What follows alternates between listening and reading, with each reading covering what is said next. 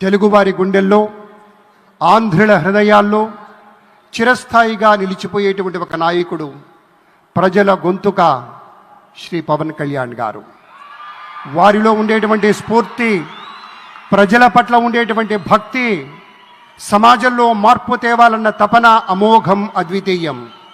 అటు సమాజంలో ఒక పవర్ఫుల్ లీడర్, వారి యొక్క సందేశాన్ని విందాం. అమరావతి పునఃప్రారంభం సందర్భంగా 34,000 ఎకరాలు ఇచ్చి 29,000 పైచిలకు రైతులు గత 5 సంవత్సరాలుగా నలిగిపోయి ఇక్కడికి వచ్చి రోడ్ల మీదకి వచ్చి ముళ్ళ కంచెల మధ్యలో కూర్చొని పోలీసు లాఠీ దెబ్బలు తిని కేసులు పెట్టించుకొని ఇంట్లో పెద్దవాళ్ళని కానీ చాలామందిని 2,000 పైచిలకు రైతులు ప్రాణాలు కోల్పోయి మీరు నలిగి బాధపడి మీ కన్నీళ్లు ఇచ్చేవాళ్ళు ఉన్నారా ఆ రోజునని చాలాసార్లు మహిళా రైతులు నన్ను అడిగారు. ఇది గౌరవ ప్రధానమంత్రి శ్రీ నరేంద్ర మోదీ గారికి తెలుస్తుందా అని ఒకసారికి 5 సంవత్సరాల క్రితం మీరు అడిగారు. నేను ఆ రోజు ఆయనకి తెలియకుండా ఏది ఉండదు, అమరావతి శాశ్వత రాజధానిగా ఉంటుందని ఆ రోజు మేమందరం కలిపి మాట ఇచ్చాం. ఆ ఇచ్చిన మాట ప్రకారం ఈ రోజున గౌరవ ప్రధానమంత్రి గారి చేతుల మీదుగా మళ్ళీ ఇంకొకసారి పునఃప్రారంభం జరగబోతుంది. ఇది ఆది శంకరాచార్య 1237వ జయంతి సందర్భంగా తిరిగి అమరావతి పునఃప్రారంభం కావటం చాలా ఆనందాన్ని కలగజేస్తుంది. మనందరం 5 కోట్ల మంది ప్రజలకి సంబంధించి ఇది ఒక హబ్, ఇది సెంటర్, నవ్ సెంటర్. ఇది అంటే మనందరికి సంబంధించిన ఇల్లు. ఇది మనందరం ఎవరిని అడుగుతున్నామంటే, ఒక ప్రధానమంత్రి గారు పూర్వం సన్యాసాశ్రమంలో ఉన్నప్పుడు ఆయనకి అనికేత్ అనే పేరు పెట్టారు. అనికేత్ అంటే అర్థం పరమశివుడు, ఇల్లు లేనివాడని. అలాంటి ఇల్లు లేనివాడు, కుటుంబం లేనివాడు 5 కోట్ల మంది కుటుంబాలకు, 5 కోట్ల మంది ప్రజల కోసం, ఎన్ని కోట్ల కుటుంబాల కోసం మనందరికీ రాజధానిలో ఒక నగరం నిర్మించడానికి, ఇల్లు నిర్మించుకోవడానికి ఇల్లు లేకుండా 140 కోట్ల మంది ప్రజల బాధ్యత తీసుకొని కశ్మీర్ నుంచి కన్యాకుమారి వరకు, అక్కడ కామాఖ్య నుంచి ద్వారకా వరకు ప్రపంచమే, మన దేశమే తన కుటుంబంగా చేసుకుంటూ ఈ భారతదేశమే తన ఇల్లుగా చేసుకొని తిరిగి పునఃప్రారంభానికి విచ్చేసిన గౌరవ ప్రధానమంత్రి శ్రీ నరేంద్ర మోదీ గారికి మనస్ఫూర్తిగా మన అందరి తరపున, ఆంధ్రప్రదేశ్ ప్రజలందరి తరపున, అమరావతి రైతాంగం తరపున, ఆడపడుచుల తరపున వారికి చేతులెత్తి హృదయపూర్వక నమస్కారాలు తెలియజేస్తున్నాను. దివిసీమ తుఫాన్ వచ్చి అందరి ఆశల్ని తుడిచిపెట్టేసినట్టు గత ప్రభుత్వం రాష్ట్రం మరియు అమరావతి భవిష్యత్తుని తుడిచిపెట్టేసింది. అమరావతి అంటే పరదాలు, సెక్షన్ 30, సెక్షన్ 144 మాత్రమే గుర్తుకొచ్చేలా పనిచేశారు. నువ్వు ధర్మం కోసం నిలబడితే ధర్మం నువ్వు నిలబడేలా చేస్తుంది అనే విధంగా ఆ రోజున అమరావతి రైతులు, రాష్ట్ర ప్రజలు ఈ ధర్మ యుద్ధంలో విజయం సాధించారు. రైతులు ఇచ్చిన 11,000 ఎకరాల భూమిని త్యాగం చేసి, వారి సంకల్పం 33,000 ఎకరాల భూమిని త్యాగం చేసి వారి సంకల్పం ఫలితంగా ఈ రోజున ఆంధ్రప్రదేశ్ రాజధాని ఆవిర్భవించింది. అమరావతి రాజధాని పనులు పునఃప్రారంభమవుతున్న ఈ శుభ సందర్భంలో ముందుగా రాజధాని నిర్మాణం కోసం స్వచ్ఛందంగా ముందుకొచ్చి తమ భూముల్ని, పొలాల్ని ప్రభుత్వానికి ఇచ్చిన అమరావతి ప్రాంత రైతులకు, మీ త్యాగానికి గత 5 ఏళ్లుగా మీరు చేసిన పోరాటానికి శిరస్సు వంచి మీకు ధన్యవాదాలు తెలియజేస్తున్నాను.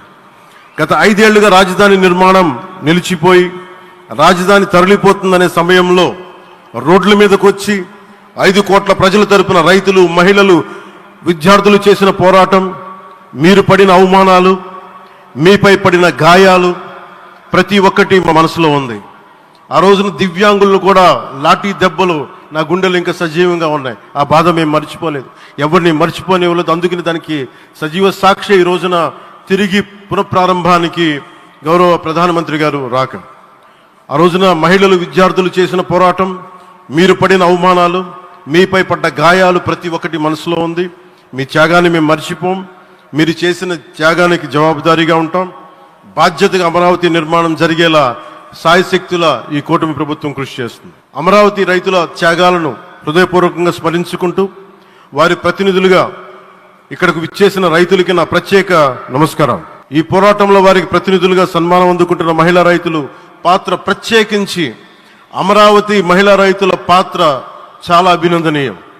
మీరు ఎంత నలిగారు, మీరు ఎంత రోడ్ల మీదకి వచ్చారు. మగవాళ్ళు ఆపేస్తే ఆడపడుచులు బయటకు వచ్చి తిరిగి పౌరుషం చూపించారు, ఆంధ్ర పౌరుషాన్ని చూపించారు. మీరికి నా ప్రత్యేక అభినందన. వాళ్ళు చూపిన సాహసం, సహనం అందరికీ ప్రేరణగా నిలుస్తాయి. వేదిక మీద ఉన్న నా మంత్రివర్గ సహచరులకి, గౌరవ ప్రధానమంత్రి శ్రీ నరేంద్ర మోదీ గారికి, విజనరీ అయిన గౌరవ ముఖ్యమంత్రి శ్రీ నారా చంద్రబాబు నాయుడు గారికి, సోదరులు లోకేష్ గారికి,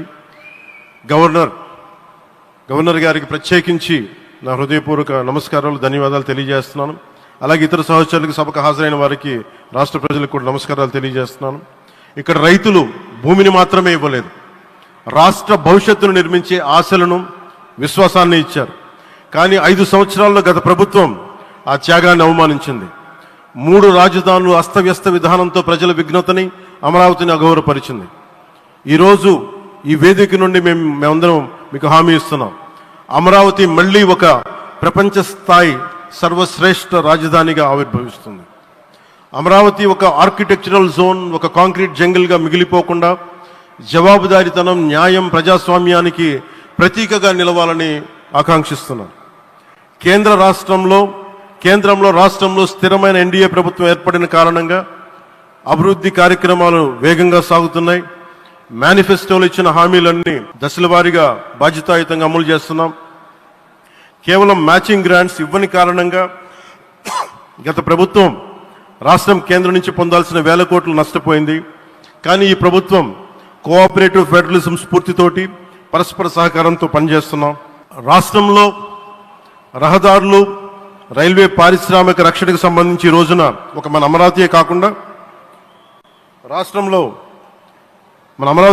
రాష్ట్రంలో రహదారులు, రైల్వే, పారిశ్రామిక రక్షణకు సంబంధించి ఈ రోజున 1,07,00,000 కోట్ల విలువైన అభివృద్ధి పనులకి ప్రధాని గారు శంకుస్థాపనలు, ప్రారంభోత్సవాలు చేస్తున్నారు. రాయలసీమలో గుంతకల్ రైల్వే, గోరంట్ల హైవే లాంటి వివిధ కార్యక్రమాలకు, ఉత్తరాంధ్రలో పిఎం ఏక్తా మాల్ లాంటి వివిధ పనులకు ఈరోజు శంకుస్థాపన, ప్రారంభోత్సవం చేస్తున్న ప్రధానమంత్రి గారికి నా హృదయపూర్వక కృతజ్ఞతలు. నేను అవనిగడ్డ ఎన్నికల ప్రచారంలో హామీ ఇచ్చిన దానికి అనుగుణంగా మనందరి ఆశలు మనకి ఆశించిన విధంగా నాగాయలంకలో మిస్సైల్ టెస్ట్ రేంజ్కి ప్రధానమంత్రి గారు ఈ రోజున శంకుస్థాపన జరగడం నాకు చాలా సంతోషంగా ఉంది. Now with honourable prime minister Shri Modiji and Honorable CM Sri Chandrababu Naidu Garu, and together again, Amravati will surely become a world-class capital, a 360-degree growth engine for all of Andhra Pradesh. Our youth will no longer have to leave for Bangalore, Chennai or Hyderabad. Soon Andhra Pradesh will create jobs for our people and attract talent from across the nation and the world. దీనికి అమరావతికి ప్రత్యేకించి ఒక వ్యక్తిని మనం స్మరించుకోవాలి. రాళ్లల్లో, రప్పల్లో ఒక మహానగరాన్ని చూసిన వ్యక్తి, ఒక 20 సంవత్సరాలు ముందుకెళ్ళి చూసిన వ్యక్తి. అలాంటి నాయకులు మనందరం కోరుకున్నట్టుగా ఆయన వెనంటే ఆయన ఉండాలి, ముఖ్యమంత్రిగా ఉండాలి అని మేము ఆశించిన విధంగా ఆయన ముఖ్యమంత్రి అయ్యారు. ఆయన సైబరాబాద్ అనే సిటీని ఎలా నిర్మించారో, ఎంత అద్భుతంగా రూపకల్పన చేశారో, అమరావతి అనే ఈ క్యాపిటల్ని కూడా ఆయన అపారమైన అనుభవంతో, ఆయన దక్షతతోటి, ఆయన గవర్నెన్స్ కేపబిలిటీ తోటి, అడ్మినిస్ట్రేటివ్ కెపాసిటీ తోటి ఇది అద్భుతమైన మహానగరంగా తీర్చిదిద్దుతుంది.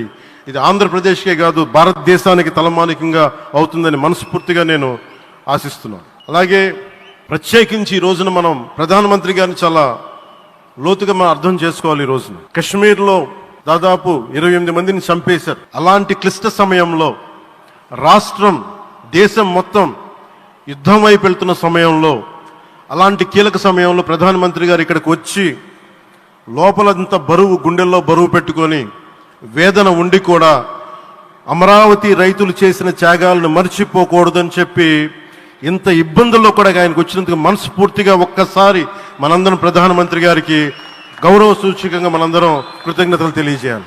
The Pahalgam terrorist attack has been one of the darkest days for the entire country. Even the blood was spilled in Kashmir.